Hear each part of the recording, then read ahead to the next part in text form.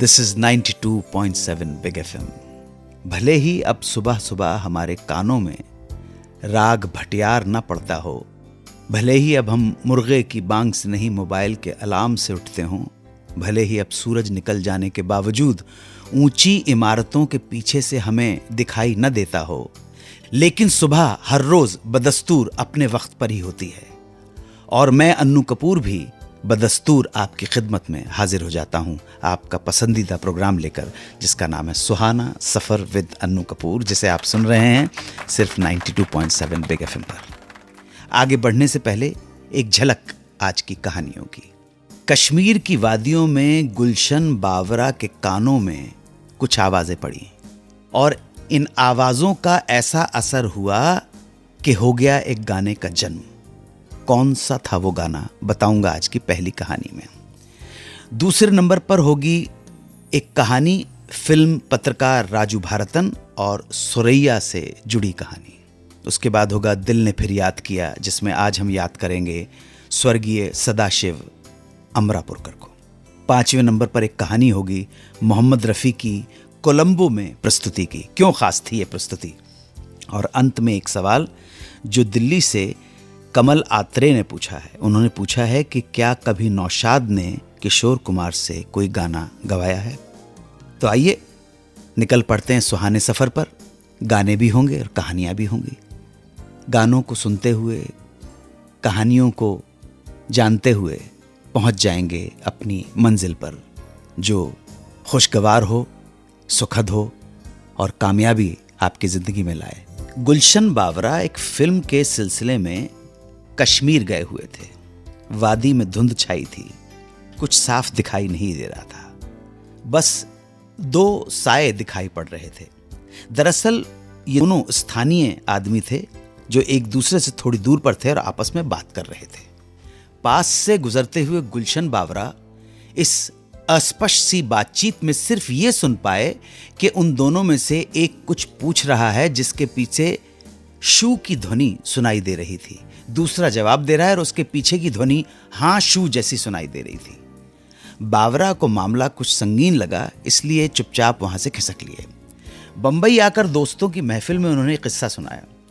एक आदमी ने बताया कि दरअसल वो दोनों आपस में एक दूसरे का हालचाल पूछ रहे थे। पहले ने पूछा केरिशू मतलब कैसे हो, और दूसरे ने वापस जवाब दिया वारिशू यानी मैं ठीक हूं। गुलशन बावरा उन दिनों आर.डी. बर्मन के साथ फिल्म हरजाई के गानों पर काम कर रहे थे। बातों ही बातों में गुलशन बावरा ने ये दोनों शब्द केरिशू और वारिशू बताए। पंचम ने पूछा कि कौन सी भाषा के शब्द हैं। गुलशन बावरा ने बताया कि कश्मीरी भाषा के शब्द हैं। पंचम ने तुरंत कहा हम इनका गाने में इस्तेमाल करेंगे, और इस तरह गाना बन गया। जीवन में जब ऐसे पल आएंगे, एक दूजे बिन हम ना रह पाएंगे, ये तुमसे मैं फिर बोलूंगा प्यार से, केरिशू वारिशू। फिल्म पत्रकार और लेखक राजू भारतन 9 साल के थे और बंबई की न्यू हाई स्कूल में पढ़ते थे। उसी स्कूल में उनसे कुछ साल सीनियर थीं सुरैया जमाल शेख। राजू भारतन को याद है कि 13 साल की उम्र में ही उनकी खूबसूरती स्कूल में चर्चा विषय थी।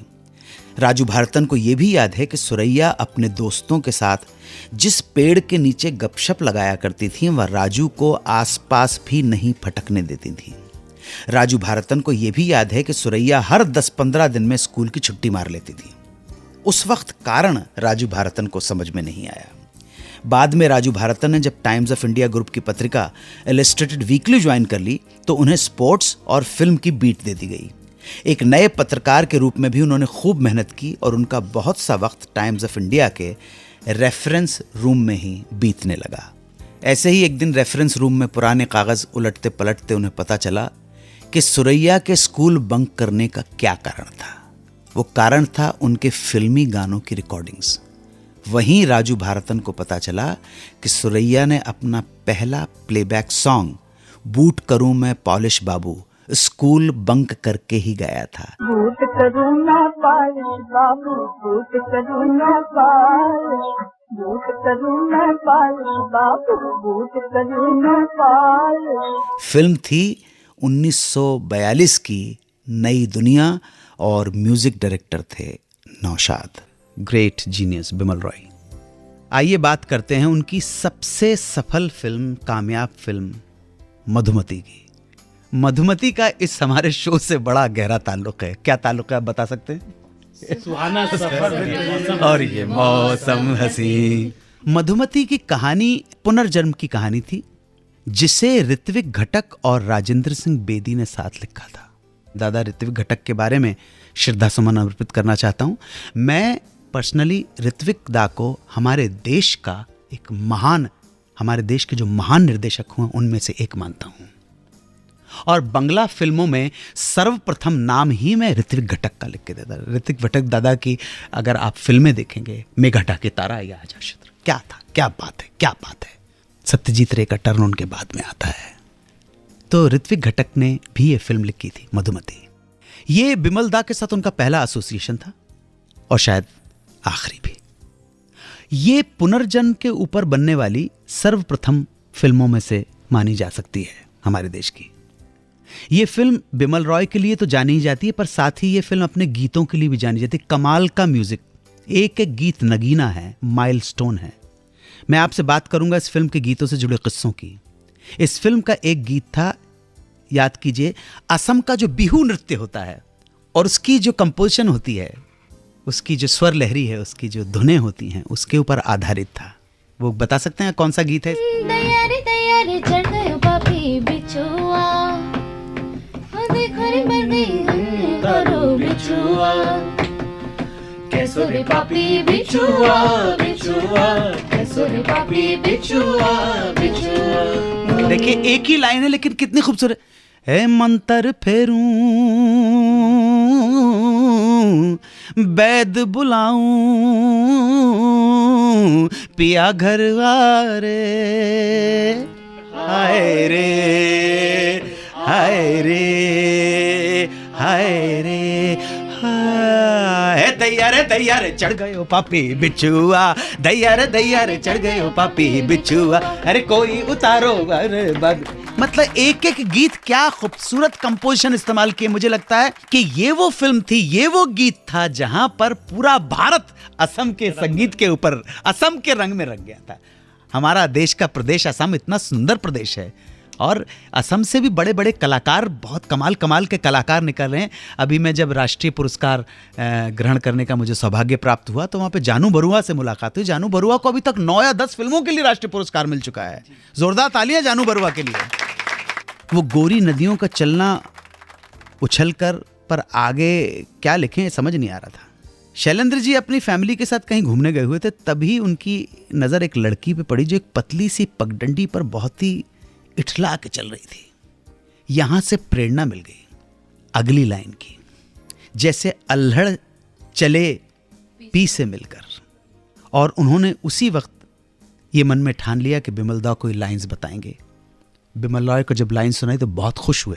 दिल ने फिर याद किया, आज दिल याद करेगा प्रसिद्ध अभिनेता स्वर्गीय सदाशिव अमरापुरकर को। सदाशिव दत्ताराय अमरापुरकर का जन्म अहमदनगर महाराष्ट्र में 11 मई 1950 को हुआ था। उन्हें नज़दीक के लोग तात्या कहकर बुलाते थे। स्कूल और कॉलेज के ज़माने से ही उन्होंने नाटकों में अभिनय करना शुरू कर दिया। झुकाव शुरू से ही समाज सेवा की ओर रहा था और सामाजिक कार्यों में बढ़ चढ़ कर भाग लेते थे। सदाशिव अमरापुरकर ने पुणे विश्वविद्यालय से इतिहास में MA की शिक्षा प्राप्त की। मराठी थिएटर में एक सफल अभिनेता होने के साथ साथ वो उत्कृष्ट कोटि के लेखक और निर्देशक भी थे। नाटकों के माध्यम से ही उन्होंने फिल्मों में कदम रखा। उनकी पहली हिंदी फिल्म थी गोविंद निहलानी की अर्धसत्य। सदाशिव अमरापुरकर को पहली ही हिंदी फिल्म के लिए बेस्ट सपोर्टिंग एक्टर का फिल्म फेयर अवार्ड प्राप्त हुआ। हिंदी और मराठी के अलावा इन्होंने बंगला, उड़िया, हरियाणवी, तेलुगु और तमिल फिल्मों में भी अभिनय किया। उनकी कुछ खास फिल्में आपको याद दिलाना चाहूँगा। अर्धसत्य, तेरी मेहरबानियाँ, आखिरी रास्ता, हुकूमत, ईश्वर, बेगुनाह, फरिश्ते, इंद्रजीत, सड़क, पुलिस ऑफिसर, अनाम, आँखें, मोहरा, ओ डार्लिंग ये है इंडिया, बेवफा सनम, सबसे बड़ा खिलाड़ी, कुली नंबर 1, गुप्त, इश्क, आंटी नंबर 1, जानम समझा करो, torsion, the wonder car, Bombay talkies इत्यादि। उन्हें सड़क के लिए बेस्ट विलन का फिल्म फेयर अवार्ड भी प्राप्त हुआ। फेफड़े की बीमारी की वजह से 3 नवंबर 2014 को 64 साल की उम्र में सदाशिवराव अमरापुरकर का निधन हो गया। सदाशिव अमरापुरकर की पत्नी सुनंदा एक प्रसिद्ध लेखिका हैं। 3 बेटियां हैं इनकी और उनके चाहने वालों का बहुत बड़ा परिवार है, जिनकी स्मृतियों में वो सदा बने रहेंगे। आज हमने स्वर्गीय सदाशिव अमरापुरकर को भावभीनी श्रद्धांजलि दी। इस सेगमेंट में दिल ने फिर याद किया में ऐसे ही हम हस्तियों को याद करते रहते हैं। अगर उनकी पत्नी सुनंदा जी ये कार्यक्रम सुन रही हों तो हमारे प्रणाम स्वीकार करें। बहुत ईमानदारी के साथ भावभीनी श्रद्धांजलि हमने अर्पित की है। आज हम सदा जी को याद कर रहे हैं। तीनों बेटियों को बहुत आशीर्वाद।